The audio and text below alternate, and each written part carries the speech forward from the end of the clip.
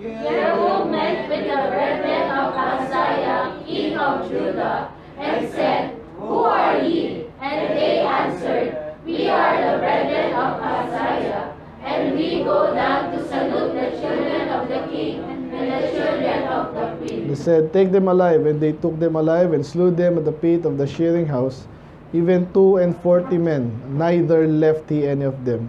And when he was departed thence, he lighted on Jehonadab, the son of Rechab, coming to meet him. And he saluted him, and said to him, Is thine heart right, as my heart is with thy heart? And Jehonadab answered, It is. If it be, give me thine hand. And he gave him his hand, and he took him up to him into the chariot. And he said, Come with me and see my zeal for the Lord. So they made him ride in his chariot. Sabay-sabay. And when he came to Samaria, he slew all that remained unto Ahab in Samaria, till he had destroyed him, according to the saying of the Lord, which he spake to Elijah. Let's pray, Lord. Salamat sa iyong masalita. We pray na maintindihan namin ang kwento dito, Lord. Especially yung may kinalaman sa aming topic ngayon, makuha namin. At kami maging zelo sa inyo, Panginoon, dahil kayo karapat-dapat paglingkuran. At maganda rin po ang maglingkod ng maayos, of course, kung alam namin yung ginagawa namin. May excitement kami, at hindi sayang oras namin, Panginoon. So I pray, ako importanteng message this year. I pray bawat isa po, Panginoon, ay makinig at matuto, Panginoon. Especially yung talagang gusto nyo malaman namin, yung namin makuha. Kayo lamang malulati. In Jesus' name we pray. Amen. Makapo na po. Okay, wala na masyado sa gilid ha. Good afternoon po sa lahat. Tuloy po natin ang message natin kanina umaga. Title again natin is While He Was Zealous. While He Was Zealous, subtitle po is Be zealous servants of the Lord. Baby ang aking pronunciation. Text natin kanina, Numbers 25, yung kay Phinehas. Pero ngayon kay Jehu. So, kwento ko muna yung... Hindi, ano natin. Lahat ng mga dito kanina, no? Pero mabilis na introduction ulit. So, obviously, ito yung ating topic para tayo maging zealous. Hindi yung lanta-lanta, hina-hina. Walang mangyayari kasi sa atin pag gano'n, palubog yun. Okay? At natin gustong gumaya sa iba, nakita natin medyo... Yun nga, kahit ano po yan, kahit business yan, kahit mga estudyante. So, hindi kayo pwedeng manatili lang eh. Dapat pag ganun. Kahit daw sa pagbubuhat, no? The gym, ano man yan. So, dapat nag-i-improve tayo. Tatama rin kapag hindi ka nag-i-improve, diba? Hanggang uli, mag-i-into ka rin. So, gusto natin, of course, habang tayo matagal sa Panginoon, mas lalo tayong nagiging mabuting mga lingkod at anak ng Diyos. Amen? Amen. So, lahat ng dako yun, obviously, soul winning, preaching, pagiging banal, no? Personal holiness, ano pa. Maglilingkod, basically, mga simple mga pag-aawit, yan. Hindi ko nabanggit kanina, no? So, obviously, mas tumatagal ka, nag-i-improve, mas maganda. Tayo, hindi tayo masyado, may mga bagay na inuuna kasi tayo, napansin nyo naman. Kaya bakit ang Baptist ganito, independent, mas maliliit na church nagsisimula. Ang masaya naman dyan, pinagdadaan natin lahat. Okay, so nakukuha natin. Ang hindi maganda pag masyadong organized, mga malalaking organization agad. Sa ibang applicable siguro yung business. May advantage talaga yung malaki agad eh. May malaki kapunan, mga leader nyo, experience na. Okay, pero sa church, sa aking pagkaka-observe din, ang hirap nung umpisa pa lang, malaki na. Tapos, maraming mga bagay na may miss out. Yun ang aking dyan. So, pero of course, in church, tumatagal na, ito, maging 100 years at church. Ilang taon na bang Baptist daw sa Pilipinas? Sabi ng Baptist Day. According dun, mga pa lang eh. Wala pang 200. Okay, 120 pa lang, ganyan. Sa Iloilo nag-start. So, may katotohanan din yun. Pero, Obviously, sa Pilipinas lang yon. Nagsasabihin, so yun, so nag-improve dapat tayo. Okay, so kahit sa pag-awit nyo, Peter kanina, nakaraos naman, no? Pero maraming training kailangan dyan para yung boses mo pa lang, no? Ma-modulate mo, ibig sabihin. Okay, di yung bandang ko yun, ubuhin ka, di. Hindi, parang comedy, di ba? Okay na eh. So, pero lahat yan, nakapractice yan. Maganda din soul winning, yan, kanina nga, di ba medyo matagal na bakante ako. So, okay naman, ganun pa rin naman eh. Mas malaki na nagawa talaga ng panalangin kasi kaya nung last week naman, diba, halos nakaisa lang din ako kasi nga ang daming tumanggi, iba naman. So, iba kasi yung gawain ng soul winning pero mostly na de-develop yan. Amen? And then, so yun, so dapat maging zealous tayo.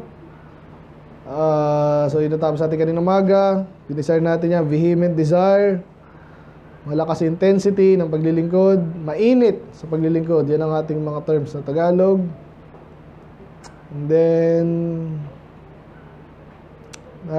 dinaanan din natin ang Panginoon mismo, zealous siya. So ibig sabihin, another sa maraming magandang traits niya, pwede natin gayahin. Diba? Natabaho ka rin lang, bakit di pa ayusin, diba? Sabi nga. And then, hindi lang mamaya final natin yung sa Colossians. So, alam nyo, basahin ko na nga lang din. Colossians 3:23, sino magaling?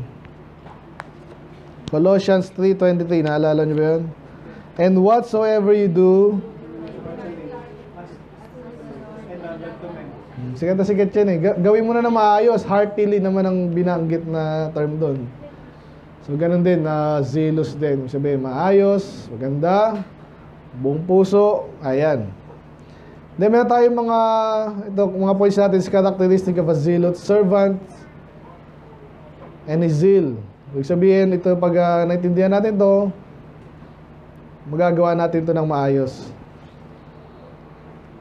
Ma-absorb natin to. So, number 1, napaka-importante, at siguro pinaka-importante ito, ang paglilingkod ng mainit, magana, ay nakakapag-alis ng galit ng Diyos.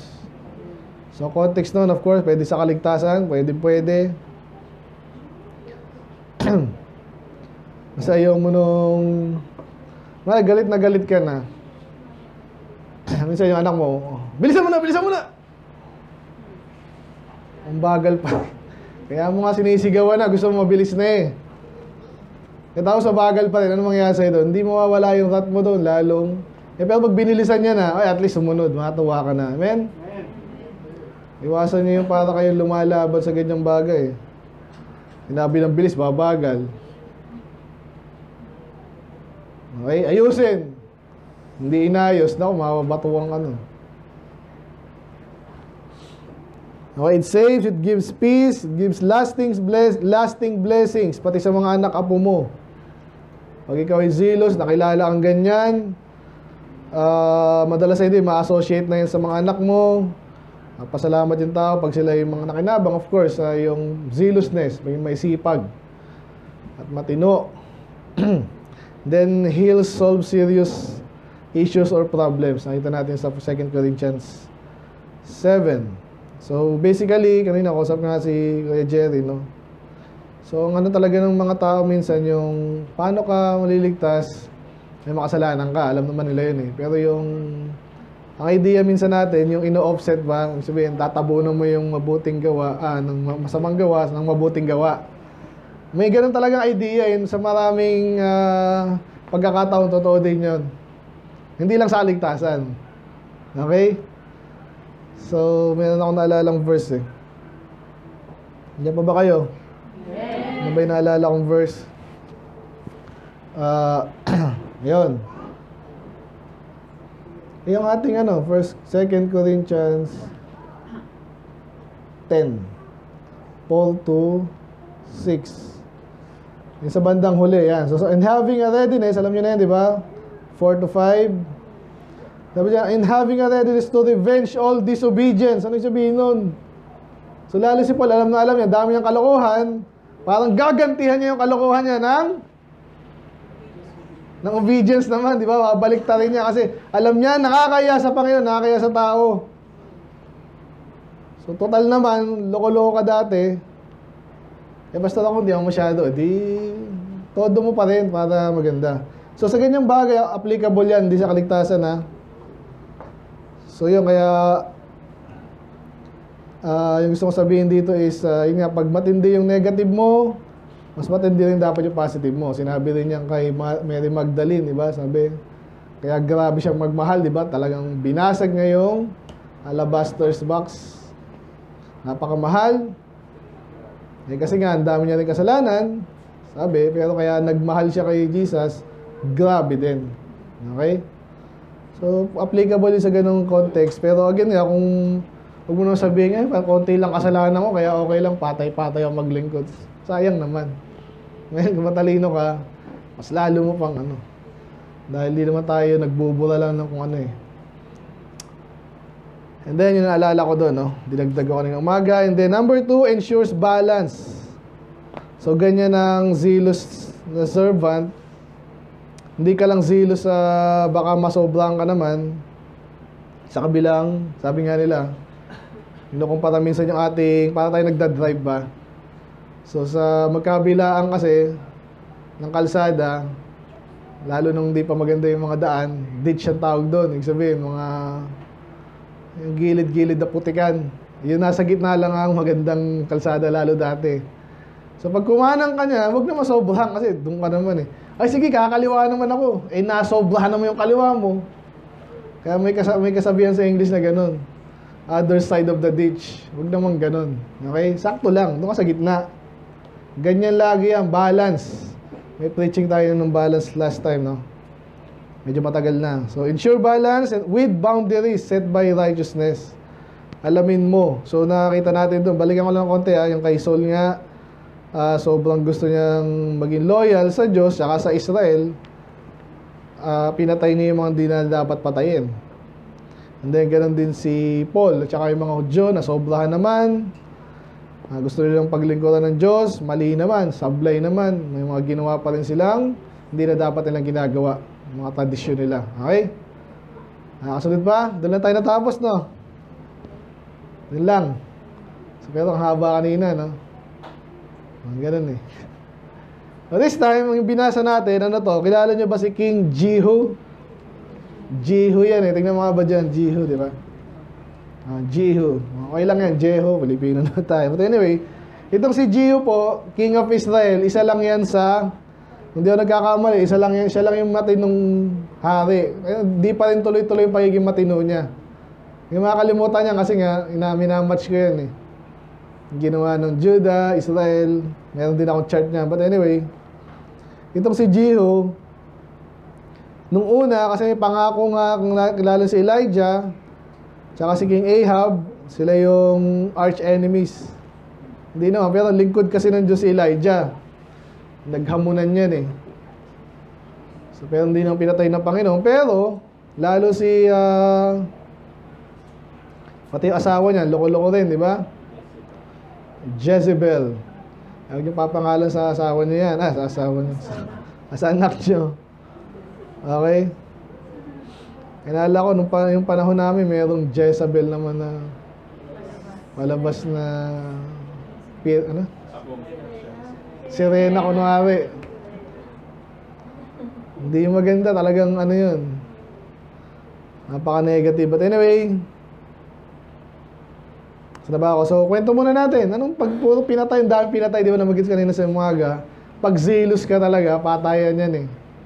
Pero dapat tama, ayan, kaya yung point number 2 natin, balance. So tayo huwag papatay ng, baka pumatay kayo ng bakla dyan, at mga taga-kulto. Kulto ka, patay, huwag ganun. Hindi na sa atin sa panahon natin. Kompleto na yung Bible, mas malakas na nga yung ating weapon ngayon. Hindi mo na kailangan gawin yun. Pag ginawa mo yun, lalo kang magiging liability pa sa atin. Kunwari, si Jose, di bagong baptized, di ba? Basta sino gusto mong patayin ko dito? Wala na tayong ganun. Patayin mo sa ibang bagay, okay? Panalangin mo. Mga bakla, matay na. Sa panalangin. Panalangin mo. Ang Diyos naman magbabalance out niyan eh. Kung di naman dapat, kung binibigyan niya pagpakataon, ginagamit niya pa sa ibang bagay, Obviously, hindi sa positive. O sa positive din, pero nagbibigyan niya pa eh. Impyerno naman na yun eh. Okay, nililinaw ko lang yun ha. Huwag natin magiging violent sa panahon natin ngayon. Pero, ang pwede nating i-parallel doon dahil patayan sila dati, ibig sabihin, talagang zealous. Ibig sabihin, mainit ka. Hindi yung tipong nakipaglabang ka, pananampalataya, parang baliwala lang sa'yo. Bahala kayo. Ay, sa impyerno kayo, bahala kayo. Hindi wala man lang effort na mag-risk ka ng makagalitan kanila. So, gusto hanggat maaari, walang magagalit sa atin. Pero hindi posible yun eh. Ang totoo lang, pag sinabi yung totoo, may laging gagalit. Lalo yung level ng pinag-uusapan natin katotohanan. Gets? Yan, so ito si Jehu, ayun na nga, pinapisay na ni Elijah, uubusin ng Diyos ang lahi mo, Ahab. Lahat yan, ang daming anak niya ni hari yan eh. Imposible yan ng kung sabihin yung si Elijah, nagsabi lang naman siya ng ganun eh. So nagkatotoo yan kay Jehu. So si Elijah, Elisha, at si Elisha ang nag-anoint dito kay Jehu. Though remote, may inutusan lang siya. Nakatawa ka pag binasa mo to eh. Kaya siya inutusan, appoint mo si Jehu, hari. Tapos tumakbo ka na. Kasi gera yun eh. Pag sa gera, pag may nagka-tawag dito, may mga traitor, ganyan-ganyan, di ba? Nag-traitor ka sa kanya, nako, ang dami mong kalaban. Naintindihan niyo ba yun? Kasi Elisha, established prophet siya. Kaya si Jehu, nung sinabi ng servant ni Elisha, ikaw na hari, ito gawin mo, patayin mo lahat ng ni Ahab, lahi niyan. Sumunod siya. Pwede siyang hindi sumunod eh. Amen? Siguro alam niyo din yung kwento. Elijah, sikat na sikat yung time nila. At sinumpa nga si Ahab. Anyway, kaya yun po yung binasa natin kanina. Kami ba kita? Ayun, ang dami yung pinatay. Hindi nga lang natin tinuloy eh. Kaya tuwan-tuwa na kay Jehu, pati yung mga priest ni Baal. Tapos may ginawa pa siya dyan, kung alam niyo yung kwento. Nagkunwari pa siya dyan, sige, tawagin niyo lahat ng ni Baal. Magliligo tayo kay Baal. Naalala niyo ba yun? Minabasa yung Bible niyo. Tapos bandang huli, pinatay niya lahat yun. So, yung nakakatuwa. Nakakasal lang kay Jehu, bandang huli, nagloko din. But anyway, dito muna tayo sa ginawa niya mabuti. And sa ating topic na zealousness. Kaya yun ang nakita natin dito. Binilisan ko na lang. Pero ang pinaka-text natin dito, ba't nasa 2 Corinthians tayo? Yan, 2 Kings. Ito yung worshipers. Dito lang tayo sa 13.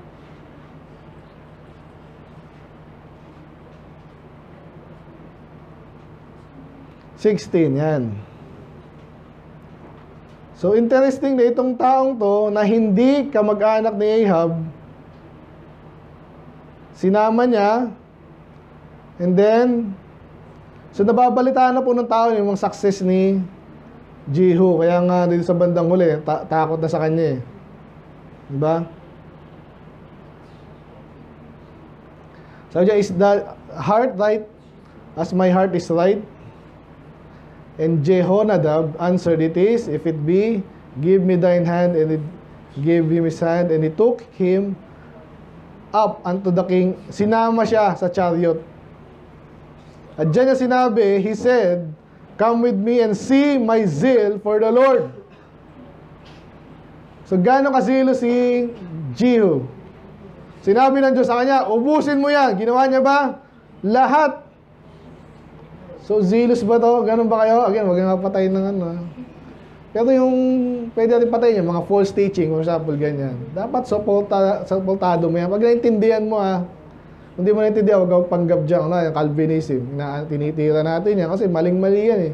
Nakakalito, daming nalilito, daming hindi naliligtas dahil dyan. So, kaya tayo, in a way, papatayin natin yan. Paano? Aralin mo! Kaya tuwa ko na kwento ni Nabrad eh. Though, di lang asaran, hindi tayo nakipag-asaran lang. Okay? Pero andun talaga yung kahit sa Bible, kahit si Jesus, di ba? Yung pagkakataon, nagsagutan sila, then boom! Ganda ng sagot. Dahil inaaral niya yun, hindi yung basta-basta. Lalo na pag nag-respond ng positive yung ibang tao. So, ano yun? nangyayari yun dahil zealous ka sa doktrina, hindi lang sa worship tayo sa Panginoon. Okay naman yun eh. Pansinin mo karamihan ng ganyan, itong yung mga nagparadang yun, kahit yung Baptist, sa Lunes, bukas, yung Iglesia ni Manalo, payabangan lang yan. I-display nila yung kanilang dami, power, kesyo, sumasamba kami sa Diyos. Pero ilan sa mga yan yung talagang zelo sa doctrine. Ibig sabihin, pag-usapan natin yan. Iba naman, bastusan naman, katulad sa Soriano, iba rin yun. Kaya yung iba, umiiwas din sa atin. Sabihin, pag ganyan, bastusan na yan eh. Hindi naman tayo ganun, kaso nai-associate tayo dun. Kaya ang hirap, no? Lahat na lang. Kaya ngayon, anong point ko dito kay Gio? So, yung iba, umiiwas na sa kanya, yung iba, kinalaban siya. Pero itong isa, sumama sa kanya. Alam nyo ba, pag zealous ka, anong mangyayari? At kita ng tao yon. Ginagawa mo yung kalooban ng Diyos at matapang, masipag. At sinasamahan ka ng Diyos. Makikita nila yun, pinagpapala itong taong to kasi, di ba? At kaya hindi man lang sa pera, pero alam nyo, isa sa mga signs sa ministry na bagsak na, ibig sabihin, pag ganyan na, yung pastor parang bantulot na, parang i-maintain na lang niya yung ano. Huwag natin pakilaman to. Ay nga, parang Baptist Day. Pakita lang natin na tayo marami, tayo ay nagkasamba. Again, maganda naman yun. Pero hindi mo lalabanan yung false teaching. Kasi, yun ang lugar nito, dito mo makukumpara yung ginawa ni Jehu. Di ba? So, pwede, hari na siya, ba't niya kailangan pumatay? Amen? Imagine ko na yung malakas. Ba't kailangan patayin yung mga sinabi pa ng mga matandang propeta yun eh? O, depende sa'yo. Kung alam mo na may importante, ang salita ng Diyos, kaninang umaga, di ba? Gagawin niya yun, sabi niya. Seryoso siya pag sinabi niya. Seryoso din si Gio. Seryoso si Elisha, tsaka yung servant niya. Makakalimutan talaga itong servant na ito eh. O, ikaw na ang hari. Abay takbo eh. Pero still, kaya si Gio naniwala doon. Siguro pinakita na sa kanya ng Panginoon yun. Kasi military general siya.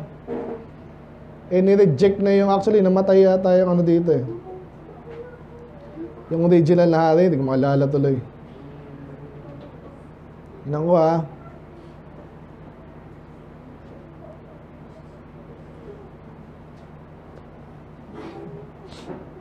Unang namatay si Jezebel, no? Siya din ang pumatay, actually, yung inutusan siya. O, sino kakampi ko dyan? Kami. O, tapon niya yung babaeng yan. Tinapon.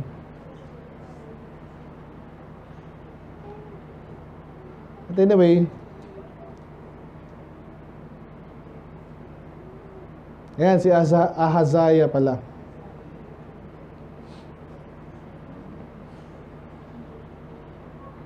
Hindi, King of Judah to eh.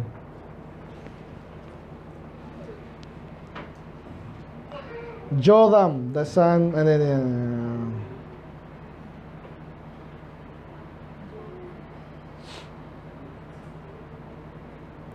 Dali ha. Ito yung ano. Yung ina na hindi, dito yan. Pinatay si... Ayan, si...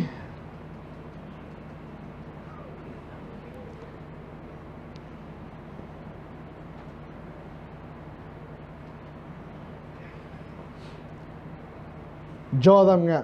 Okay, si Joram. So, nagkasakit, namatay. Okay.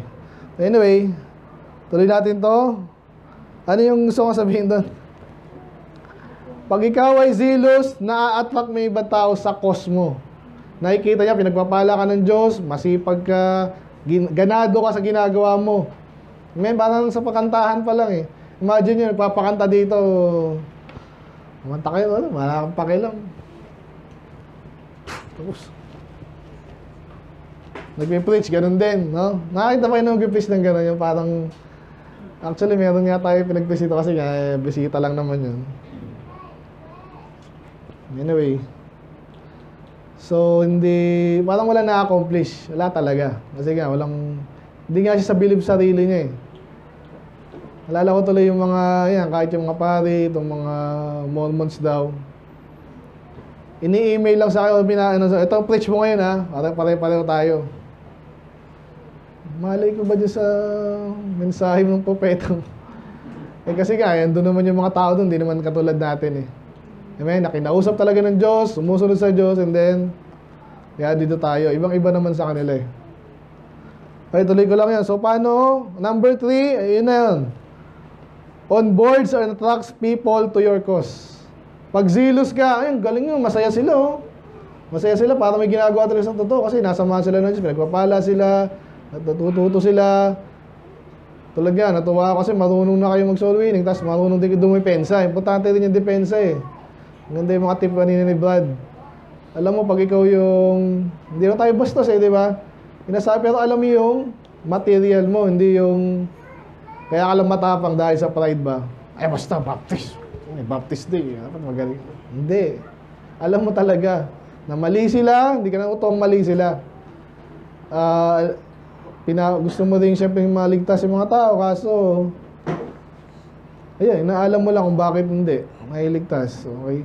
So, dahil kong gusto sabihin. So, isa sa mga dapat maging serious tayo sa doctrine, soul winning. Basically, lahat ng ginagawa mo Iwasan mo lang yung kanina lang, ano ba yun?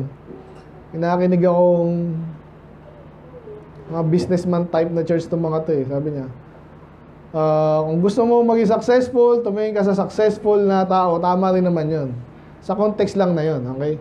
Obviously, hindi tayo makikisakay sa, pag nakisakay ka sa businessman, sa mundong ito, madiderail ka na. May iba yung philosophy mo.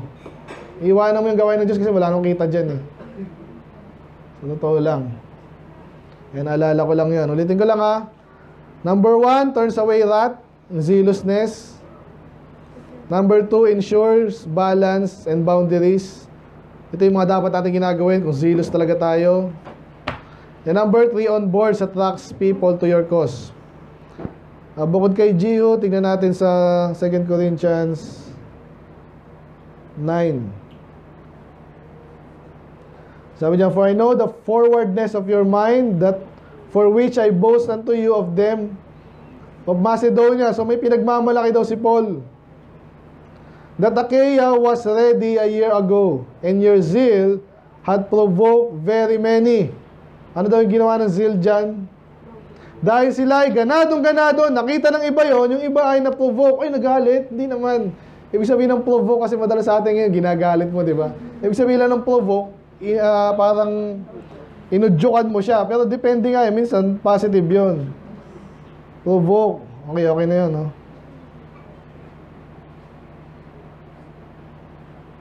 So pag na-provoke siya, na-trigger, either ano rin yan, a call to call forth, evoke, to steer, yan. So hinayang, kaya yung isa nyo, insight to anger. So sa panahon kasi natin ngayon, madalas sa hindi yan, pag in-steer mo, madalas ginalit mo, di ba? Pero isa sa mga, yan, aroused to a feeling or action, inudyukan mo lang siya, tama yun, So kaya dito, sa magandang bagay sila na-provoke. Amen?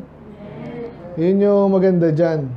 Parang sinasabi niya kasi yung Macedonia, Achaia, isang area yan Ibig sabihin, mga nag-mature na itong mga taong to at pinagmamalaki niya yung mga yun. Ganun po kami, actually, mga lingkod ng Diyos. Kasi nga, ang trabaho namin kayo, maturuan. Kaya minsan, kwentuhan ng pastor yung sa amin doon, may member kami doon. Alam mo yung sweldo lang niya, 1 milyon, isang buwan. Nag-tight siya ng 2 milyon. Paano yun? Hindi, posible naman yan. Marami lang basta. Something na, hindi nang pinagmamayabang, pero parang ganun. Ang tindi ng member namin, talagang Bible quiz, nag-memorize. Psalms 119, di ba? Ganun yun Yun ang aming, kasi parang produkto rin namin kayo. And then, ay, ganun. Psalms 119 ako, buong libro ng Romans. Parang ganun, Kasi na-challenge kayo, di ba? Ang ganda nun, Ay, ako din yan. Kanina may kumanta, di ba? Kumanta na. Yung piano pa. Kaso pa, naubo pa.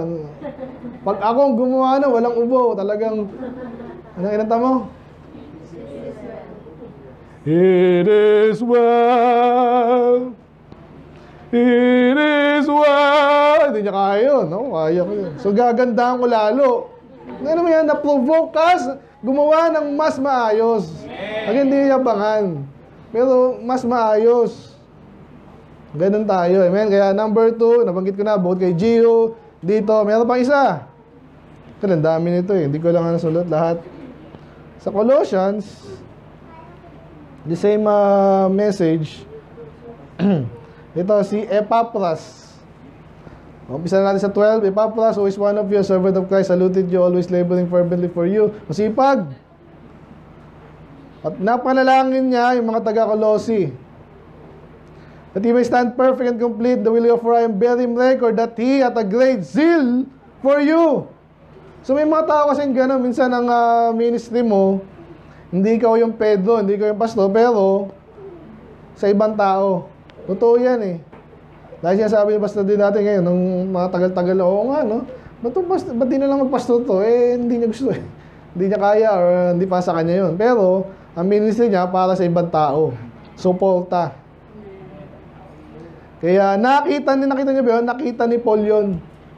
Eh si Paul pa, lalo ang Diyos, kitang-kita yan pag ikaw ay masipag. Tandaan niyo yan, kahit sa pag nagtrabaho na kayo, kita yan, nababalita pa yan. Alam niyo si, tindi magtrabaho niyan.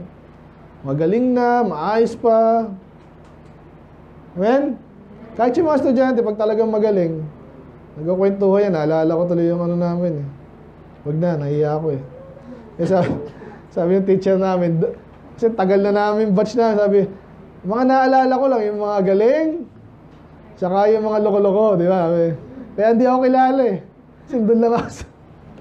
Hindi ako loko-loko, hindi ako masyadong magaling, pero nasa section 1 ako, pero, sino ka nga ba? Sabi, okay.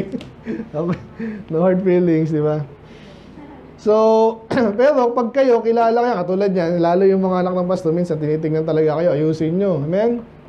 Pero kahit hindi kayo ng pastor yan, mga pag nakikita, si Brad dati, hindi marunong soul winning to ngayon, hindi mo na kailangan sabihan, mga ganon. Ito talagang absent to, kahit may sakit to, kahit mamamatay na to, hindi ma-absent. O, mayroon ganun sa Bible, di ba? Sino yun? Epaphroditus ba yun? O, ito naman si Epaphras. So nakita ni Paul, pinagmalaki niya. Pinakita ang kanyang zeal. So, nasa pa rin tayo, on boards attracts people to your cause. Ibig sabihin, pag masipag ka, gusto rin ng ibang maging masipag. Pag maayos ka, hindi nila de-desire na, tas lalo pa pag binention ka, again, hindi sa itinataas, pero ganun talaga yung pastor. Itong kapatid ay maayos, anong gagawin natin? Wala lang. Buti naman. Minsan-minsan, ganun din, pero minsan-minsan, nasabi para makita ng iba, kabatch ko lang to, mas bata pa sa akin to, dapat lalo na ako. Amen? So, gano'n yung pag-zealous ka, ina-attract mo yung iba na maging masipag din, maayos din, banal din. Okay? Mayroon pa tayong 4.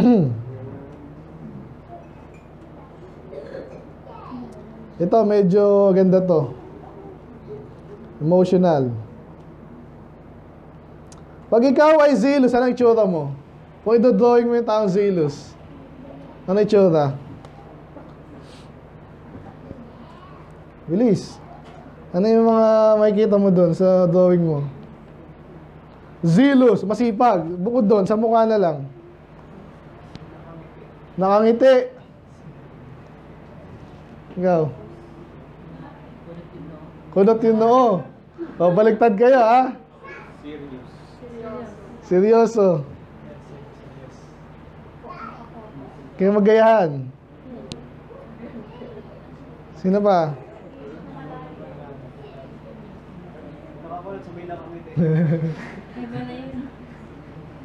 Sino pa ang sagot? Joshua. Zealous. Parang na ano ko na. Inaak ko na nga eh.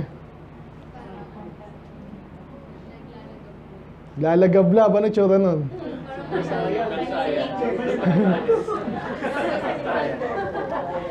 Yan ang magandang ano din. Yan ang mahiging ano nito ha. Super saiyan. Para manood yun. Ano kayong preaching ni Pastor? Hindi, totoo. Pero tawa ako nakangiti. In a way, Pentecostal yun. Tsaka mga charismatic. Ganun yun. Tama eh. Ano, sama? Nakakunot ng noo. Ito, handa na kitawa kayo ha. Ito, hindi. Totoo to. Yung sabi sa Psalm 69. Mainit ka eh. Eh paano matigas yung ulo ng pinagme-ministeryo mo? Ano mangyari sa'yo? Eh, tulad nga lang, ito, anak mo. Pwede yung pabayaan na nakita pa yung magulang na, bahala ka dyan. Pero pag mahal yung anak niya, especially, iyakan yan, di ba? O, tingnan natin to sa Psalm 69:9. For the zeal of thine house hath eaten me up. Kinote to sa John, mamaya. Ano yung sabihin ng kinain ako ng zeal ng bahay ko? Oh? Tingnan natin, pagka-idea kayo sa Psalms 119. Oh, Nay, ano to? Psalms 119, 139. Ano yan? Hala ko, bisado mo. Tingnan nyo ha. Ay basa, ready, go. My zeal hath consumed me, because mine enemies have forgotten thy word. Ano yung kanina eaten, ano yung consume? Anong pinagkapareho ng consume sa eat? Isa lang yun eh. Maganda naman sa Tagalog, kuha natin ang sabihin, kinain ka ng buhay, anong sabihin nun? Naubos ka, yan. Natalo ka. Something like that. Kaya tingnan natin yung ibig sabihin nito, hindi mahirap to kasi kinote po to sa John about Jesus himself. Nalala niyo yun? Anong ginawa ni Jesus no? Kailan kinote yun? The zeal of thine house hath eaten me up. Anong ginawa ni Jesus doon? Isa sa mga emotional na tagpo sa New Testament sa buhay ni Jesus. Sa temple, anong ginawa niya? Anong ginawa niya nga? Hindi lang niya basta pinaalis. Tingnan natin.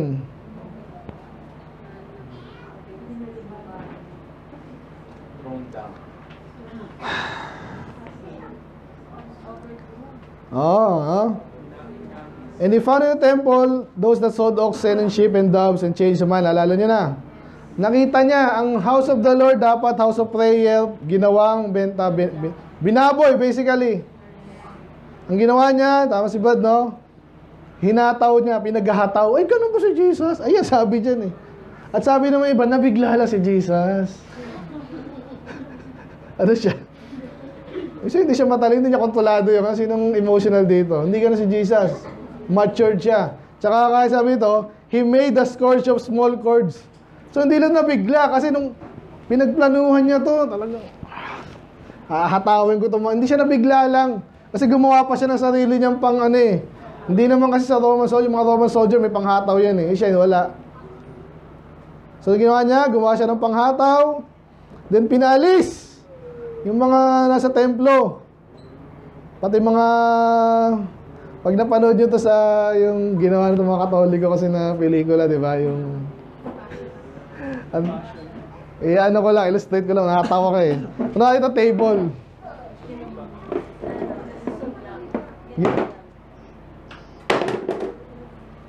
Gawin.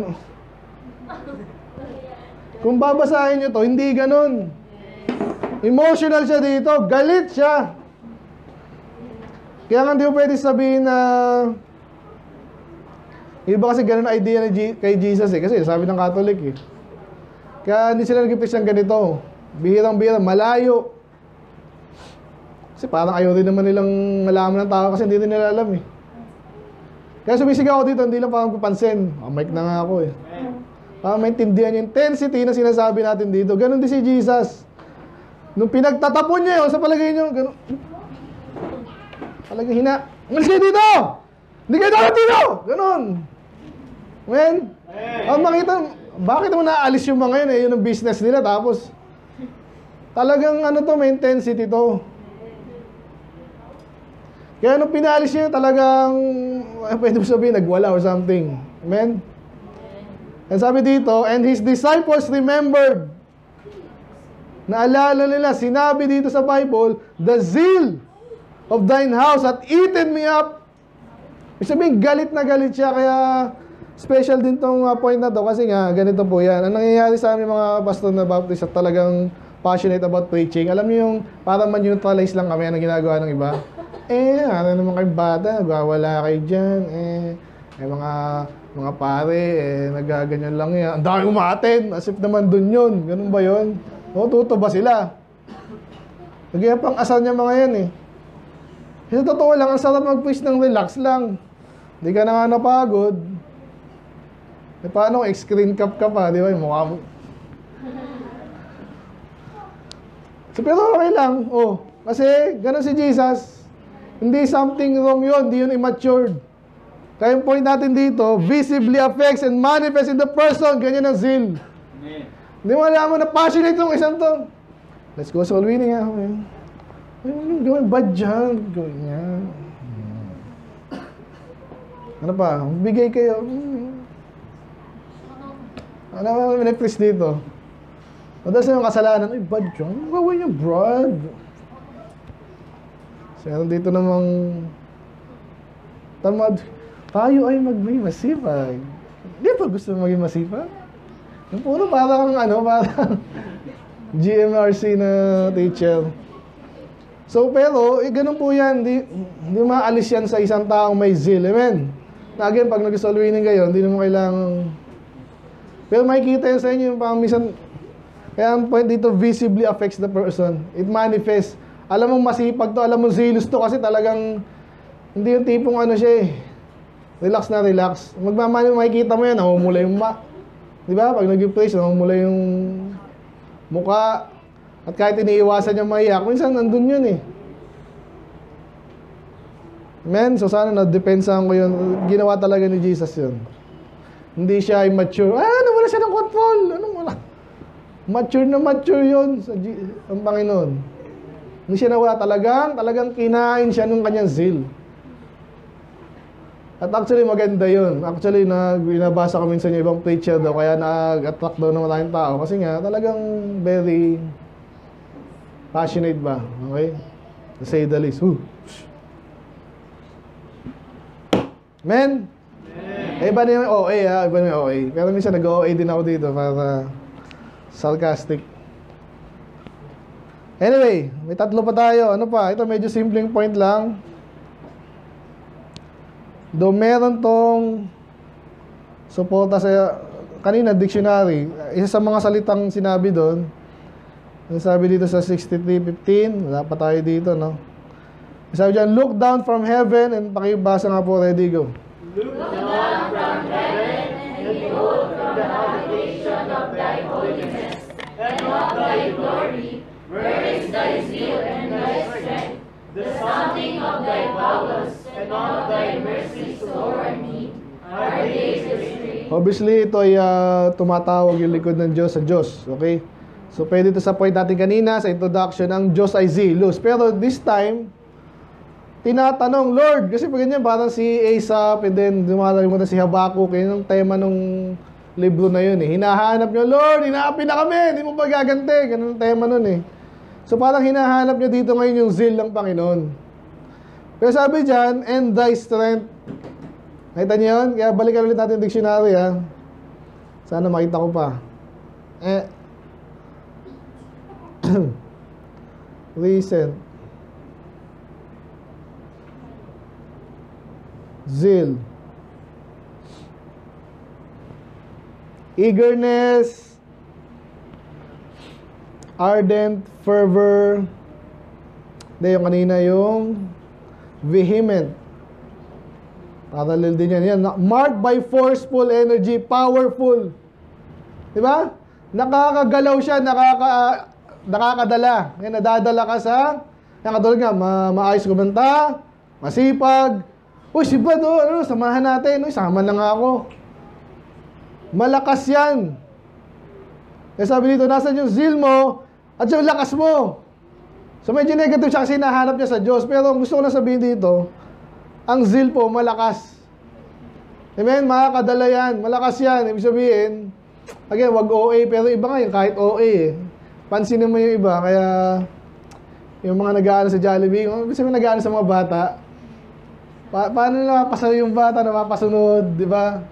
Okay, dapat alam din natin to ha. Alala niyo yung ating sa program. So, malakas ang boses, malakas ang loob. And then, malakas din ang attraction. So, medyo pasok sa kanina. Pero, gusto ko sabihin, Pastor, hindi ako malakas eh. Hindi ako leader. Sino mahihiyain? Alam mo yan sa atin, hindi mahihiyain eh. Pero pag ikaw, kahit mahihiyain ka, nakakadala ka pa rin. Pasok to sa kanina. Kung natin na lang, sino pinakamahihiyain dito? Botohan tayo. Sino? Joshua daw. Si Joshua, hindi nagkasalita yan. Pero paano siya makaka-influence kung natin? Kunwari, alas 7 pa lang, hindi na sa church na. Kahit di ka nagsasalita, may statement yun. May hiya pati si pastor. May hiya, ay, nandito na yung member. Wala pa ako. Di ba? O kaya naman, ano pa? Kahit mahihain ka, nabalitaan na lang, bira, milyon-milyon pala binibigay nito sa church. Oh. Nahihiya yung ibang tao. Kaya naman. Parang yung widow, di ba? Alam niyo yung widow in the two mites. Si Jesus ang nag-angat doon kasi nga nakita niya yung iba yayabang dahil sa abundance of their blessings, nagbibigay. Tapos yung isa, mahirap lang. Nagbigay din, maliit lang, pero sabi doon, yun na yung buong kabuhayan niya. So yung ganong zealousness, nakakadala yun. Kaya nga kinuwento ni Jesus eh. Para matuto rin tayo. Amen. So medyo simple lang to. Strong. Move on tayo.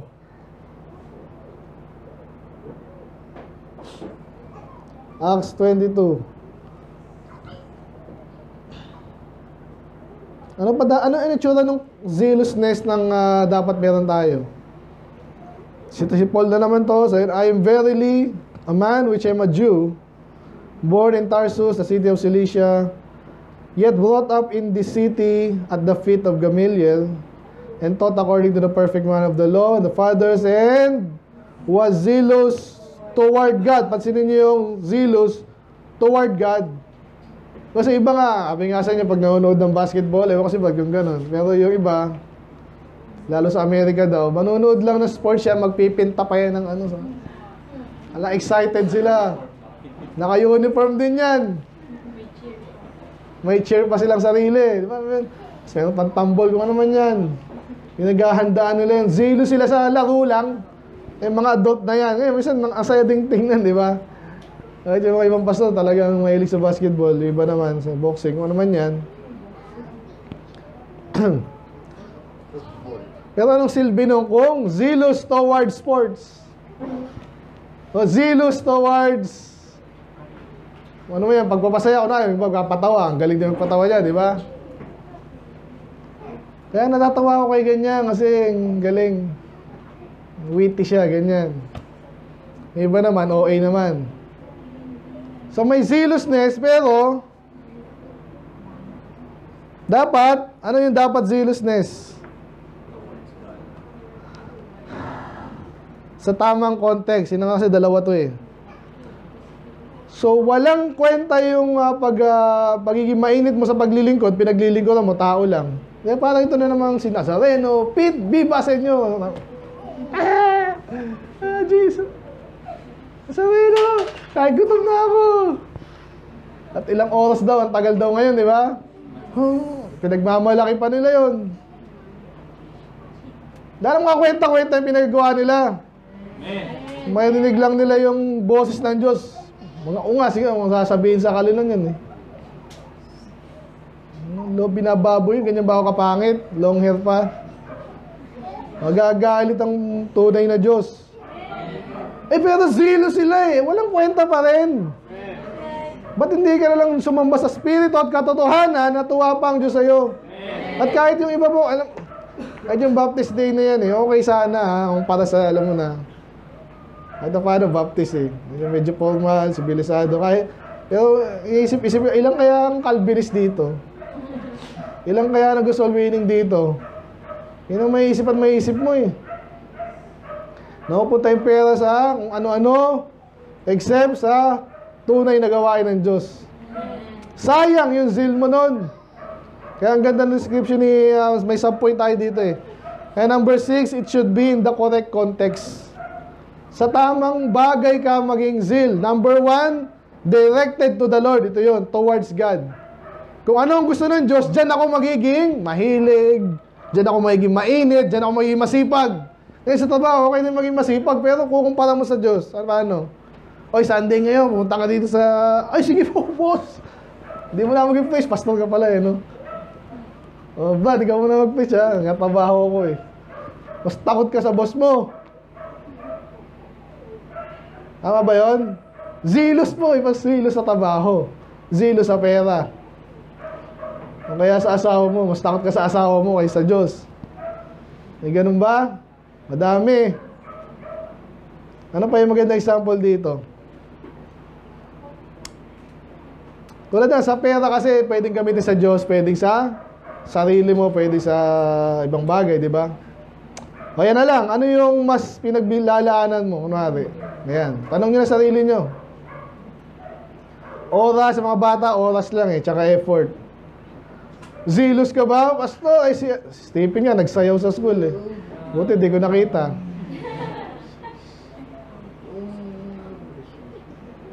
Tsaka, anong ginagawa mo? Nagbabasa po ako ng, okay naman, nagbabasa ng, di ba? Lesson, nag-aaral po, gusto kong pumasa. E minsan, di lang gusto mong pumasa eh. Minsan, gusto mong pasayin yung teacher ko para maging paborito ako. Ang dali lang. Iba na yun. Amen? Sa Diyos mo na lang gawin yun. Hindi pa sayang. Kasi iba-iba rin ang teacher. Sabi ko siya, again, hindi ko sinisiraan na I believe may mga ano yan, may mga tamang ano rin yan eh. Nakakita rin ng mga teacher na passionate, very passionate sa education. I salute that. I'm for that. I'm for that. Pero pag ito yung madalas nangyayari, walang pagkakilala sa Diyos, o sa palagay mo, ano, wala yun, parang, ano, buong linggo nasa church ka? Naku, tawanan ka pala. By the way, yung, narinig ko na naman yung maki din ng ginawa natin sa LA. Sa LA. Tama, LA. Ganun daw eh. Loko-loko yun eh. Do theory lang yun. Pero posible talaga. Pero Hollywood na yun sana. Yung talagang panalangin natin. No? Talagang maubos. Mga 5 taon, walang pelikulang bastos. No? Siguro. Number 1 and number 6, it should be in the correct context. Under that, directed to the Lord, yun ang tama. Kung magiging masipag ka, hindi yung sa sports, talagang naka-full ano ka pa, pintura pa yung mukha mo. Go, go! Sino bang chinichil nyo? Lebron, ah! Football, kung saan man yan, sa basketball, ang mahal din ng ticket, di ba? Bumili ka ng ticket sa basketball, para mapanood mo ng live, si pastor, hindi ka live. Ano ka lang, replay. Kasi sumasabay po yan, pansinin nyo. Yung mga maitinding, sinasabay nila Sunday. Napansin nyo ba yun? Kaya sinong panalo ngayon? O sinong papanalo mo sa buhay mo? Directed to the Lord. And ito, mga Hudyo na naman to. Ito, malaking points to, pero sa panahon ngayon, sa atin muna ngayon, i-subpoint lang natin. Ito yung nangyari sa mga Hudyo. Pakibasa, ready, go.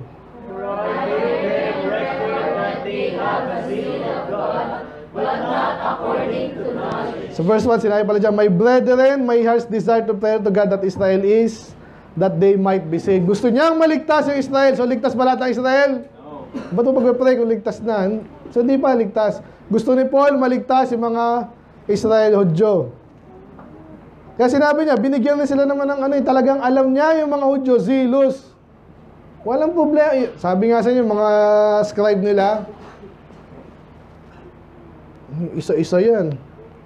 Ay, nagkamali. Uy, baon niya sa ano. Dapat walang mali, salita ng Diyos. Tama naman yun, ginamit sila ng Diyos din eh. Kaya tayo, hanga tayo sa mga yon. Ginamit sila ng Diyos. Kaso, ba't sa ibang bagay daw, okay, pinipreserve mo yung salita niya, sinunod mo ba? Inintindi mo ba?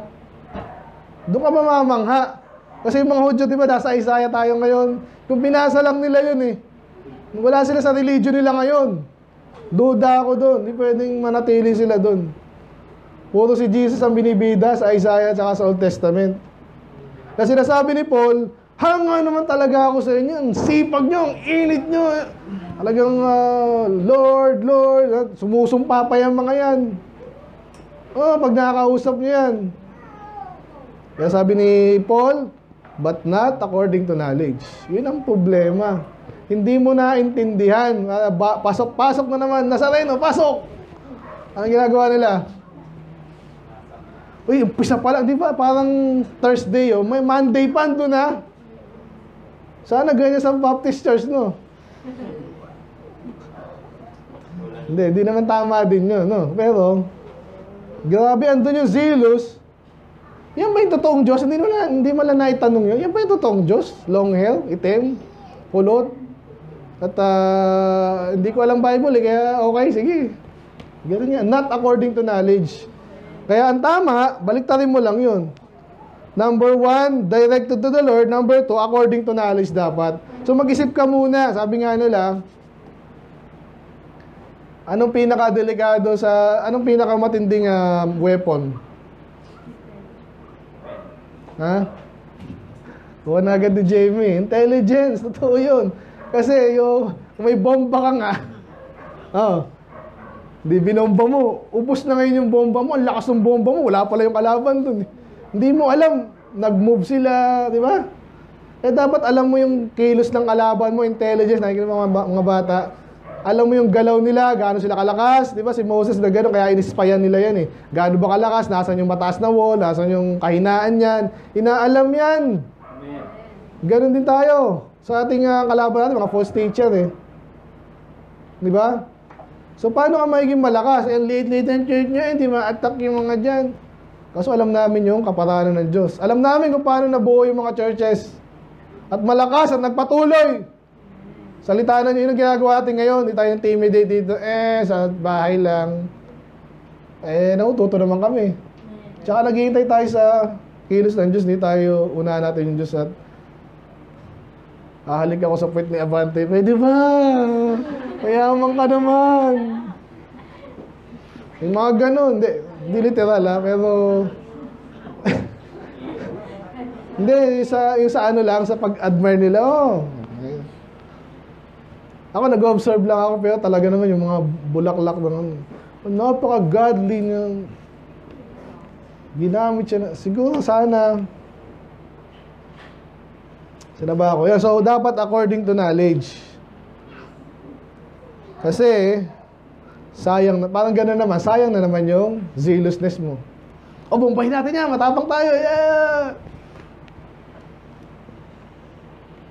Parang yung, may, ang panlaban pala nung kalaban mo, baril, ikaw, espada. Matapang ako, nabaril ka lang, sayang. Nauwi ka sa wala yun. So, ganun siya sabi natin dito, ha? Naintindihan nyo ba? Ang zealous natin, it should be correct context. Number 1, direct to the Lord. And then, according to knowledge, para hindi sayang. Last.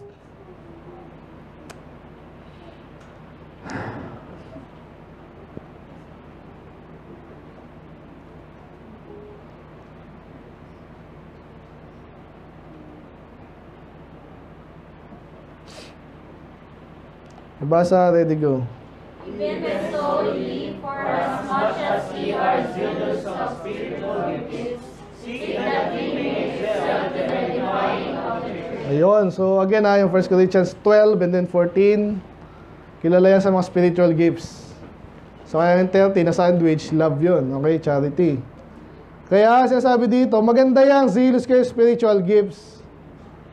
So gusto tumugtog, hindi nga spiritual yan eh. Pero, talino, ano pa may spiritual gifts? Healing, hindi pala.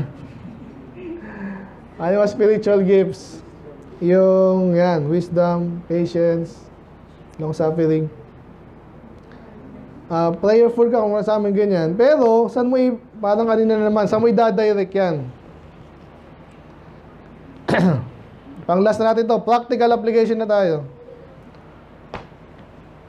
Seek that ye may excel, na para makita ka magaling ka, ganun ba? Ano yung target mo? Kaya magsisipag ka. Ang iniisip mo, yung edifying of the church, ma-build up sila. Ay bakit yung church? Bakit hindi sa libutan?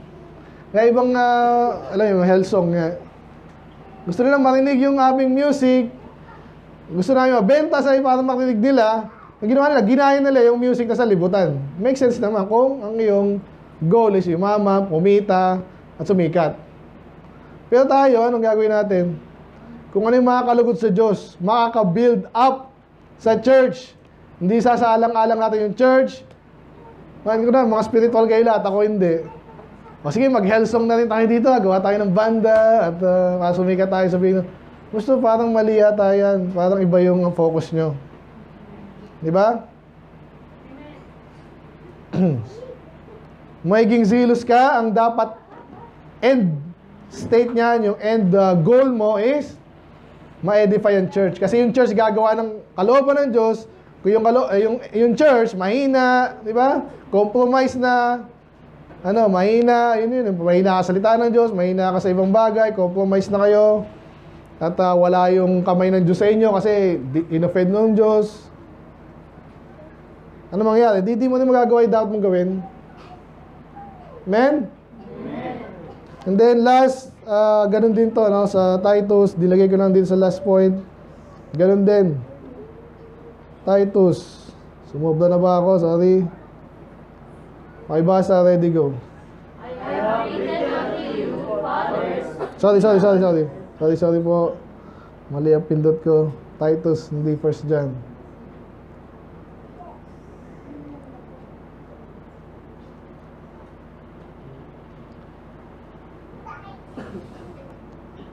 Sige po, ready, go. Who gave? Himself for us, that He might redeem us from all iniquity, and purify unto Himself a peculiar people, zealous of good works. Ayun, so una, maligtas tayo, redeem us from all iniquity, and then, gusto niya, pure, malinis. Kahit sino po yan, pag ikaw ay mayaman, yung maglilingkod sa'yo, hindi mo gustong, tagaluto mo. O, ito po yung tagaluto mo, bad breath. Ha? Ano ba yan? Yung gusto malinis siya sa context na gusto mo. Amen? Iba nga dyan, talagang pogi, maganda, ganun dapat. Kasi nga, gusto mo malinis. Ngayon, ang malinis sa Diyos, walang kasalanan. Wala namang walang kasalanan. So at least, malinis ka kung para sa iba. Una, ligtas ka at nagsisikap kang maging malinis sa harapan ng Diyos. Nasabi dyan, peculiar people. Ang mga ligtas nga yan, tapos nililinis. Ngayon, ano pa yung dapat meron tayo? Ligtas na eh. Ayun, sabi, zealous of pagpapakitang tao. Ganun ba? Ayun, talagang, ang ginawa nila, pinaganda nila ng church, taasan. Nakita nyo ba yung mga Catholic church dati? Yung mga ginawang tourist attraction na ngayon sa Madrid, Espanya. Yung mga may pangalan pa yan eh. Diba? May sariling pangalan pa yan. Kalimutan ko eh. Hindi nadayo sa Madrid. Barcelona. St. Peter Cathedral, sa ano naman yan? Rome. Yung nakalimutan ko basta. Holy, ganyan. Pinaganda yung church, hindi mga ligtas yung tao. Hindi alam yung Bible.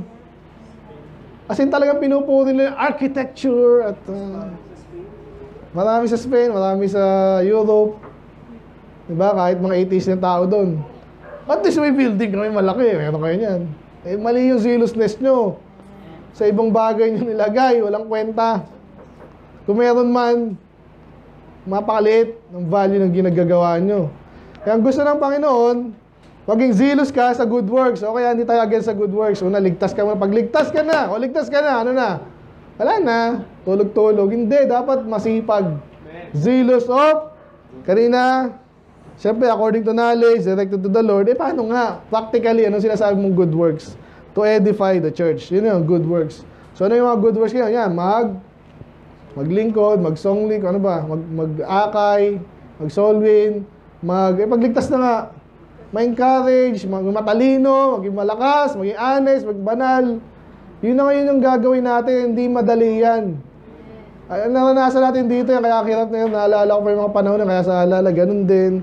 Alos di ako matapos mag-preach kasi nga, tansyado mo ibang tao doon, talagang andun pa lang inalis, nasa surface pa lang.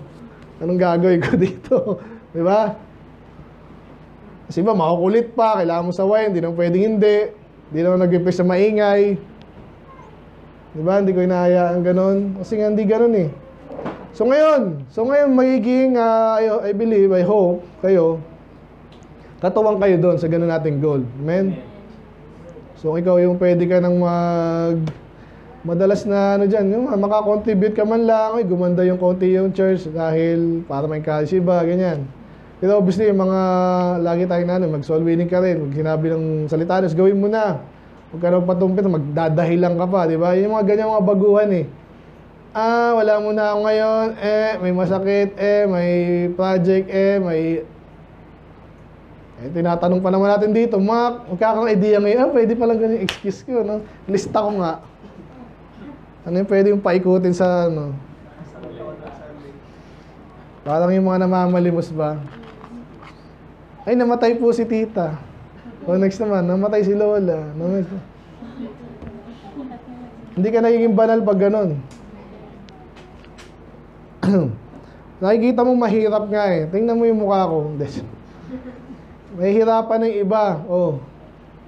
Ano yung gagawin ko? Ayoko na, mahirap yun eh. Bahala ka na dyan. Ganun ba yung dapat? Tapusin na natin. Gawin ko na lang question yun ha. Meron pa akong 2 verse na lang. Hindi, nabanggit ko na yung Colossians kanina, no? Whatsoever you do, do it heartily unto the Lord and not to man. And then, Revelation. Hindi nakasama sa point of, finale natin. Pero ulitin ko muna. Ano yung mga characteristics ng zealous servant, tsaka yung kanyang zeal? Number 1, it turns away wrath. Number 2, ensures balance with boundaries set by righteousness. Number 3, on board attracts people to your cause. Visibly affects, manifests in the person. Huwag mo aasarin. Diba? Basta, pigaw nga naman eh. Pigaw ka, sumigaw-sigaw dyan. Kinig ka na namin. Naganon mo pa. Hindi naman ako OA dito, Pentecostal. Hindi naman ako mag-act out lang dito na minsan,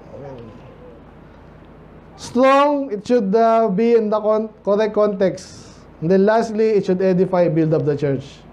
Ganun yung dapat zealousness nyo. May direksyon, nasa tama.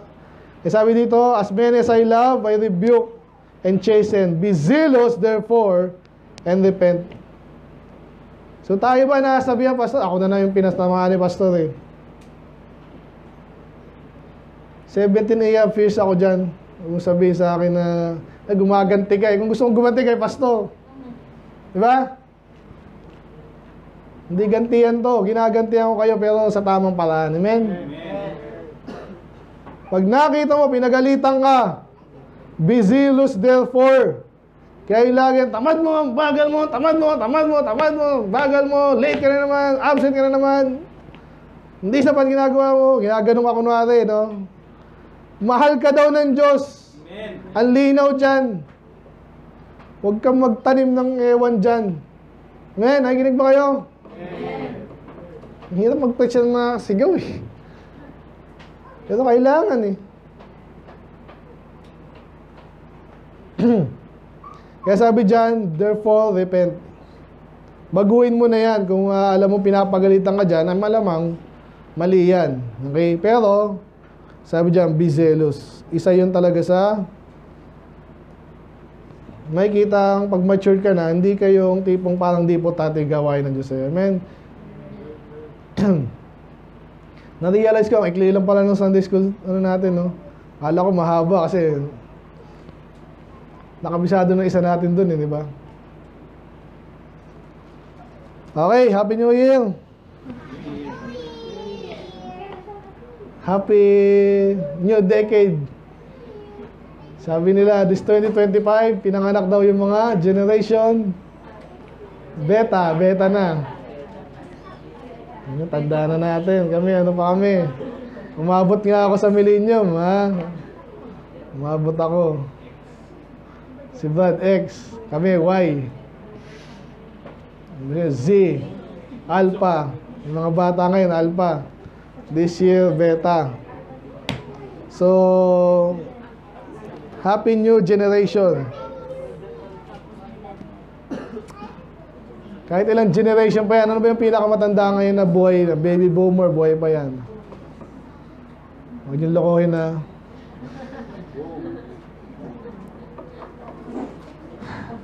Wala akong pwedeng sabihin lang na mas gizelos kayo. Kaya sana nakuha niyo yun. Amen?